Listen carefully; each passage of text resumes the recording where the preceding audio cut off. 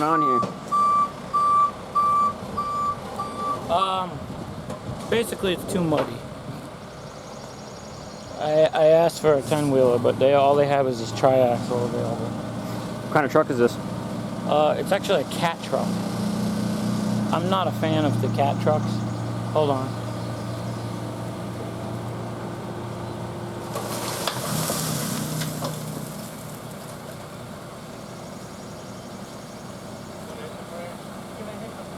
Alright guys, here's the situation that you're seeing right now. I wanted him to stay backed up where he was the first time and just, go straight up with the body and then straight down, drop the whole load. Originally, when I had ordered this fill, I had asked for the 10-wheeler. I'm really familiar with this company's trucks. You'll see the 10-wheel later in the video. The thing's basically a tank. It's got like 12R 24/5 tires, which is the tall tires. It's a short wheelbase 10-wheeler. It's got like 65,000 pound full locking rears. I mean, the thing would just go anywhere. But the owner, who's a really good guy, called me in the morning before I actually even left my house and said, "Hey, Steve, I got a guy in a triaxle that I can have him run fill over there, and I can get the triaxle in there, no problem." And I told him, I said, "Are you sure? Because it's got to go behind the house, and the homeowner doesn't really want me pruning too many branches. I did ask her to prune some, but I don't want to, I don't want to cut all of her trees." And he said, "Oh, no problem, And I said, "All right, whatever." But the problem was not with the wheelbase of the truck and the length of the truck. It's this cat truck. As soon as it gets on a little bit of slippery ground, it just starts spinning. It's the thing. I don't know. I'm not impressed with it. You'll see later. And it had rained all week, so I knew the ground was going to be a little slippery. So the first load, my plan originally was to drop the first load and build a pad for the guys to back in over the soft dirt, and with this sandy fill that tends to like tighten up and everything. But she said, "No problem, prune what you have to prune." The only thing of it is I didn't want him to pull back out again because I was worried about him getting stuck farther out. So I said, "Just sit where you are. I'll go up there, prune the branches, and I'll catch them by hand because I don't want them falling on the truck, because, like I said, the owner of this company is very good to me, and I want to continue to have the ability to do business without him being like, you're dropping crap on my truck." You know what I mean? And the truck driver also, I can't say enough about him. He was really trying hard to get this truck in there, but it is what it is. You just can't make something do what it doesn't want to do. And then we ended up telling him to swap out for the 10-wheeler, and you'll see the difference in a minute here.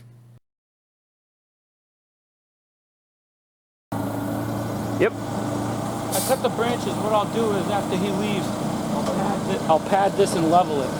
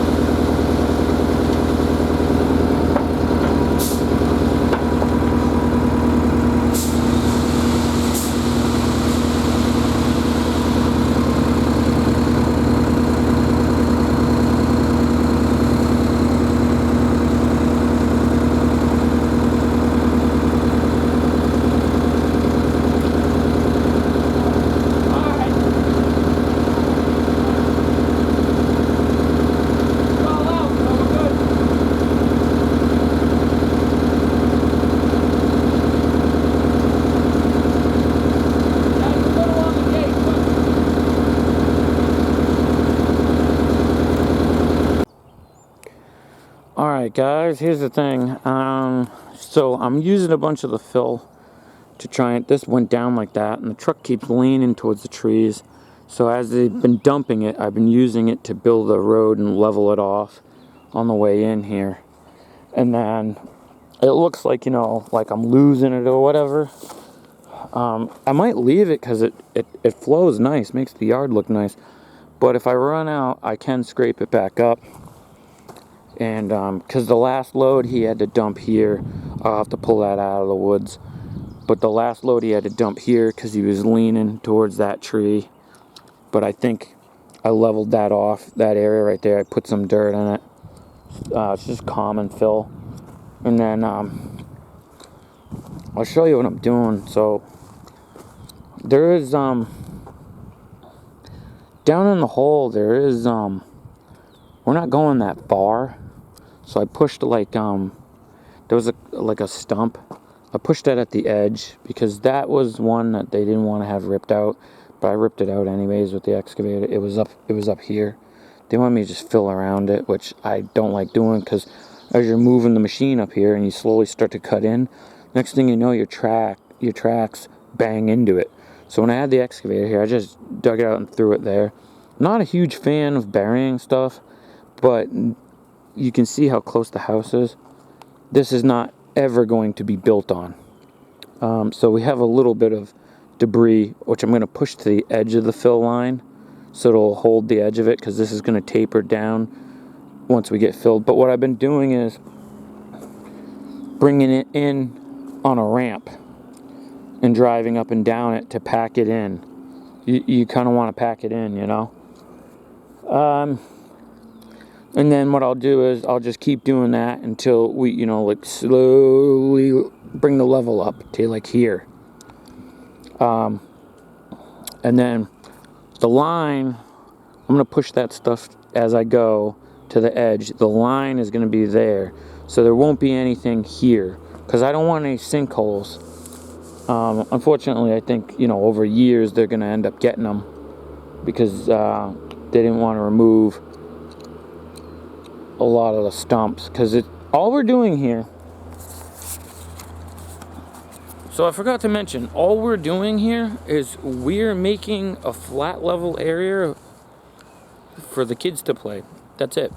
No building, no house, no nothing. As you can see, there's no room for, as my son, there's no room to build anything in here anyways. In the town I live in, you can't build on anything less than an acre anymore. But if I was building a house or something, every little stick, leaf, everything would have to go. You don't build on organics because when it rots and it settles, let's say you have like a foundation, you get cracking in the foundation because the footing will shift or roll as it's rotten. So in this case, we're just trying to make an area for the kids to play. And I think it's going to be great. And then we're going to hydroseed it. But I think the truck's back already. Short return. I didn't want to truck this fill because it is 200 yards. And my truck holds, you know, the little Peter. She only holds like 10 yards. You know, tops. Which is fine because they give me a price. I have to buy all the fill. I don't have a yard. So the way it works is they give me a price, and large quantities, they give me a really good price delivered. And especially I work mostly in town here, there's no delivery fee. So by the time you figure in your fuel to truck it, wear and tear on your truck, you know, tune up tires, fuel, all that, and your time. Then you have to jump out and push it. I already got that load, that was 20 yards in that 10-wheeler. I already got it pushed into place. A couple minutes to video with you guys, and look, the truck's already back. So, let me get to this and then we'll check back.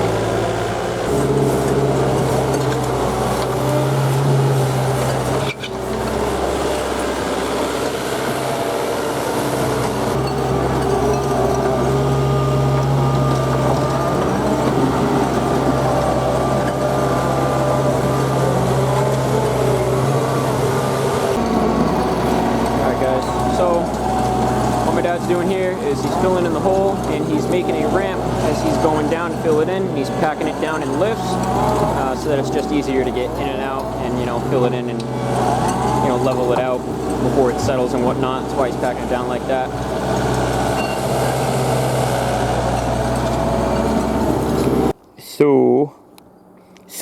Okay. No. So, I feel good the sun's out. Anyways, I went back and forth down here, tracking it in. Because I gotta have a slope. And then, unfortunately, retaining wall is not in the budget. However, the vegetation will take off down here. Because if you look, the whole slope continues through there. So all we're doing is continuing the slope. But everybody's always like, oh, you gotta have a retaining wall. There isn't one here. Look at, you know? So, and there hasn't been one here for years. And they built the house. They probably cut out the fill and then pushed it over here, and it's fine. You know? But, I'm gonna hydroseed the slope anyways. But I just want to get the top area. Apparently, we're not going to grind. It's not in their budget to do anything with that stump, and they don't want to disturb it anyways because we know for a fact that the roots go all the way under the deck and everything. So they're just going to let that naturally rot out or something.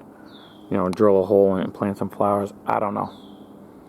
So we're just going to keep filling in here. Then after, make the top flat, and then somehow I got to, at some point, kind of establish a straight line to here, and then neaten it up. So I think this, like this, needs to get filled in to there, so we have a straight line. That sounds like my truck. Not my truck, but my delivery truck. Yeah, he's back already. Doesn't sound like it. Oh, that's him. Oh, yep, I just saw it. I can hear the automatic. See the road. The thing going. Automatics. I'm not a fan. Yep, there it is. So, I think this load he's going to drop now is going to be number 4. Nope. 6. No, I mean 4 more. The last load was number 6. Last load was 6? Oh, okay. Yeah. I mean, this is load going forward now. Yeah. This would be load number 4. And I did overestimate on purpose for this because whenever you're filling in a hole where the hole is not a perfect square, which this wasn't, it was like all uneven and everything, your best bet is to overestimate because it's, see how we have to go straight line back here to that tree. When I talked to the homeowner, she said from there. That way the kids have a backyard, because they had no backyard before. You know, you can see the old dirt line over there. The topsoil line from there just kind of dipped down in a hole. And we're going to get this nice and flat for topsoil it and hydroseed it.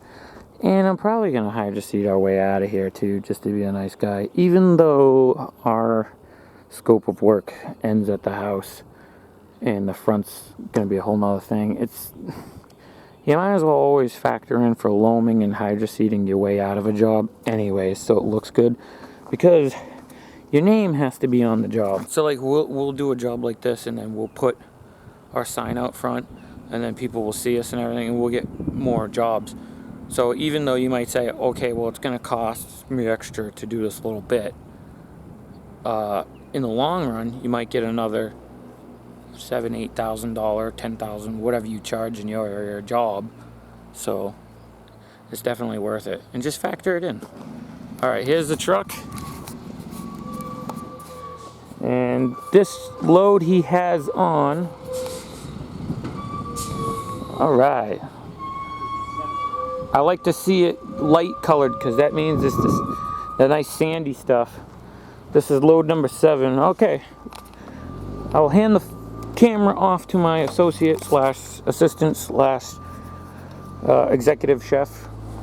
Sometimes. Sometimes. Only sometimes. Microwave. Yeah. Oh, and the truck keeps sinking. So in between each load, what I've been doing is just backblading and tracking over it and putting the dirt back in the ruts. And then he dumps a load, it pushes it back out of the ruts, and I drag it back in. It is what it is.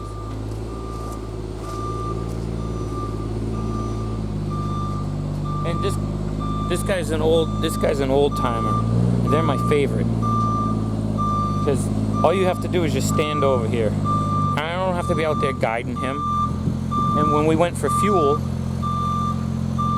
see, look at that, inches. When we went for fuel, he was dumping them here without any help. We weren't here.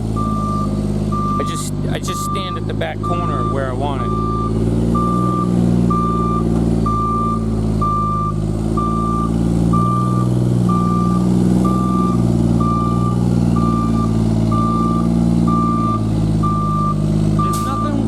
There's nothing worse when you're a truck driver and you know what you're doing than having somebody go like this all the time. So I just let him do the thing.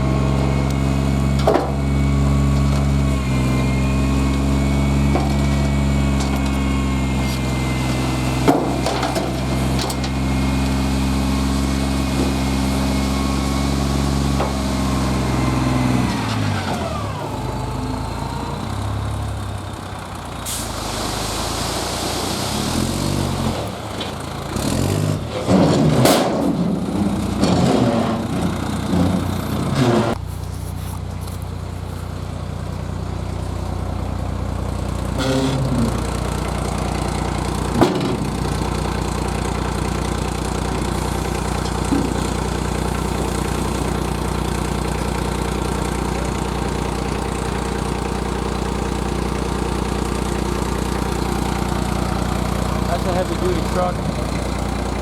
That's auto car.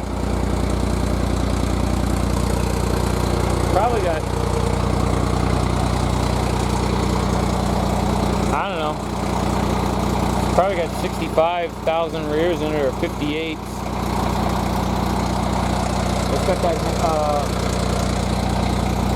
I'm trying to think of the name of the suspension, but it's like, it's walking beam suspension, like the Hendrickson walking beam, but instead of having the spring pack, it has the rubber blocks. It's heavy duty.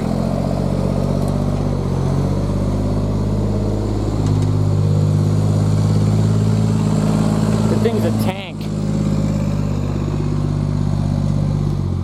The only problem is it's an automatic. I don't like automatics. You know?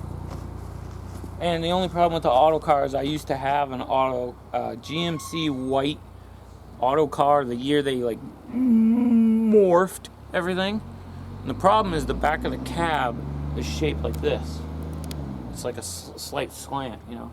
It's not like my brother. My brother has a 79, I think, DK64.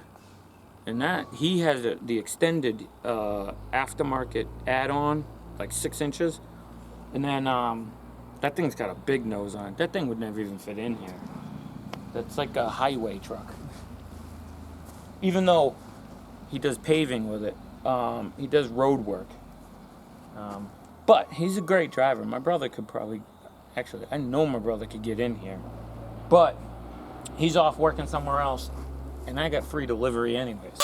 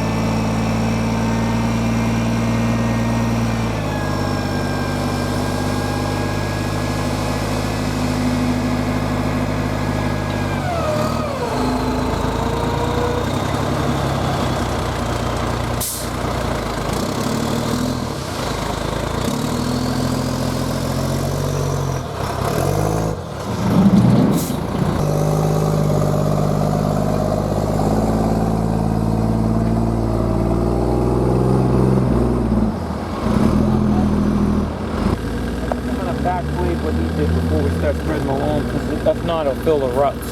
I don't want to fill the ruts full of good loam. Yeah, I got you.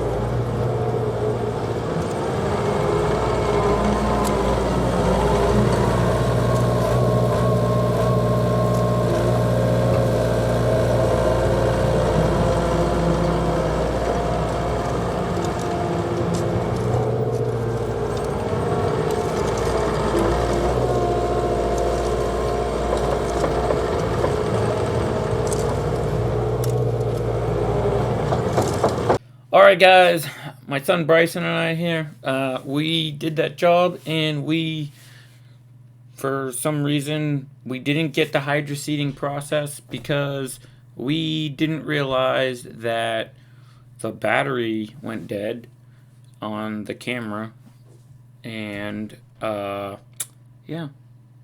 We have hydroseeding on all the next ones, though. We have it recorded for all the next videos. Yeah, we do have hydroseeding recorded for all the next ones. So stay tuned for the next videos. I think the next video we're gonna do, I'm probably gonna try something different and put like, what do you think? Like random thoughts, like Steve's random thoughts. Yeah, something. I got some weird random thoughts about things in the world that have nothing to do with dirt that I'm always talking to him about that he thinks is silly, but I was figuring we'll try something different here on the channel, and before every video, I might start putting in a segment. Is that right? Segment? Segment, yeah. Yeah, I'm not a computer guy. I'm not a computer guy like, you know, the new generation. So I think we'll put in a segment called Steve's Random Thoughts, and stay tuned for the next one. And for all the new subscribers that we've been getting on the channel, my name is Steve. This is my son Bryson, and thanks for watching. Check you on the next one.